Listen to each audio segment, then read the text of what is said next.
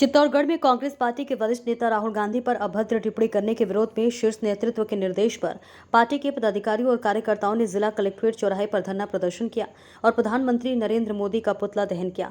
Party जिला अध्यक्ष भेरूलाल चौधरी के नेतृत्व में हुए इस धरना प्रदर्शन में पूर्व कैबिनेट मंत्री उदयलाल अंजना, पूर्व विधायक सुरेंद्र सिंह जाड़ावत, सभापति संदीप शर्मा सहित कई पदाधिकारी और कार्यकर्ता शामिल हुए। इस मौके पर पूर्व कैबिनेट मंत्री उदयलाल अंजना ने कहा कि जिस तरह से केंद्र सरकार में मंत्री लगातार कांग्रेस के वरिष्ठ नेता राहुल गांधी के खिलाफ अभद्र टिप्पणी और भड़काऊ भाषण दे रहे हैं, उससे प्रधानमंत्री नरेंद्र मोदी और उनके कैबिनेट के मंत्रियों की मर्यादा का पता लगता है। वहीं इन टिप्पणियों से वरिष्ठ नेता राहुल गांधी और मजबूत होकर उभरे हैं और उन्हीं के नेतृत्व में हाल ही में संपन्न हुए लोकसभा चुनाव में 400 पार का नारा और अब की बार मोदी सरकार का नारा देने वाली भाजपा को देश की जनता ने 240 सीटों के अंदर समेट कर रख दिया है, जिससे ये अंदाजा लगाया जा सकता है कि भाजपा की देश विरोधी नीतियों के कारण भाजपा को अब अपने सहयोगियों के साथ मिलकर सरकार बनाने पर मजबूर होना पड़ा है, जिसके कारण अब प्रधानमंत्री नरेंद्र मोदी दबाव में दिखाई दे रहे हैं। वहीं धरने को संबोधित करते हुए पूर्व विधायक सुरेंद्र सिंह जाड़ावत ने कहा कि भाजपा के नेता जिस तरह से लगातार वरिष्ठ कांग्रेसी नेता राहुल गांधी पर अभद्र टिप्पणी कर रहे हैं, जो कि लोकतंत्र में अशोभनीय है, वहीं उन्होंने पार्टी के कार्यकर्ताओं का आह्वान किया और इस तरह की टिप्पणी करने वालों नेताओं के चित्तौड़गढ़ जिले की सीमा में प्रवेश करने से रोकना होगा और चाहे इसके लिए किसी भी तरह की कदम क्यों नहीं उठाने पड़े। वहीं इस धरने को नगर परिषद सभापति संदीप शर्मा सहित कई अन्य वक्ताओं ने भी संबोधित किया। देखिए चित्तौड़गढ़ से गोपाल चतुर्वेदी की रिपोर्ट। कार्यकर्ता पूरी मस्ती से तैयार हो जाए और हर उस बात का हम विरोध करेंगे जो हमारे नेता के खिलाफ हिंसक बयानबाजी की जाएगी। कल अशोक गहलोत साहब का मैंने नजर रहा हो, लेकिन ये अगर हिंसक बयानबाजी हमारे नेता के खिलाफ करते हैं तो हमको तैयार रहना चाहिए। रहेंगे कि नहीं रहेंगे? रहेंगे तो जोर से बोलो, मोदी सरकार, मोदी सरकार।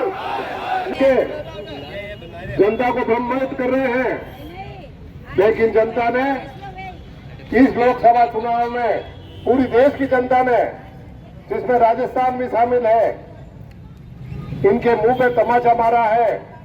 कहां 400 पार की बात कर रहे थे और कहां 240 में सिमट कर रहे थे। ये तो विपक्ष पूरा साथ नहीं हुआ, कुछ राज्यों में और कुछ दबाव की नीति के कारण, ईडी और इनकम टैक्स और सीबीआई के कारण, अन्यथा तख्ता पलट जाता।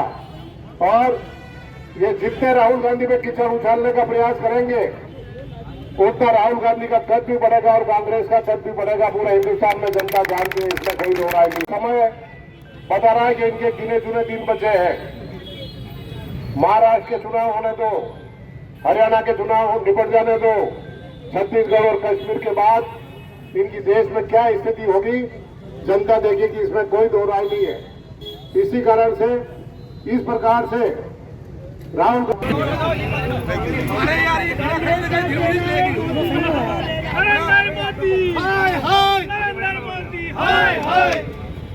पूरे देश भर में विरोध प्रदर्शन हो रहे हैं, क्या कारण मानते हैं? देखो, इनकी बी कैटेगरी की टीम है और हमारे गांव में कहते हैं कि अंदर के डोगरा और बाहर में के छोकरा। तो इसका मतलब सबकी मानसिकता इस प्रकार की है। क्या अपने हिंदुस्तान में इस प्रकार की भाषा का प्रयोग किया जाना उचित है? क्या प्रतिपक्ष के नेता के लिए देशद्रोही और इतना, जिसके परिवार की 5-5 पीढ़ियाँ इस देश पर सेवा करने में व्यतीत हो गई, 2-2 पुरखे बलिदान हो गए, उन पे आतंककारी कर रहे हैं जो हिंदुस्तान को एक करने में लगे हुए हैं। जब वो कह रहे हैं कि मोदी जी के प्रति भी मेरे मन में कोई नफरत नहीं है, मैं तो केवल विचारधारा की लड़ाई लड़ रहा हूँ, ऐसे आदमी को मार डालेंगे, कत्ल कर डालेंगे, जीवान काट देंगे, ये कर देंगे, मतलब इस प्रकार की भाषा उचित नहीं है। और इनके बड़े नेताओं को, अपने नेताओं को कंट्रोल करना चाहिए। एक जरा सा मोदी पे किसी ने टिप्पणी की थी प्रधानमंत्री जी पे, जो तो पूरा देश में हाहाकार मचा दिया था, और प्रतिपक्ष के नेता के साथ इतना अभद्र भाषा का प्रयोग इनके बड़े बड़े नेता ले रहे, तो ये रोकने का नाम ही नहीं ले। इसलिए पूरे देश में इस प्रकार का माहौल है जो अभी आपने यहाँ देखा। निसंदेह जनता गुपचुप तरीके से सब कुछ देख रही है, समय पे सब जवाब दे रही है। बिल्कुल, उपचुनाव में सब सीटें कांग्रेस जीतेगी राजस्थान में।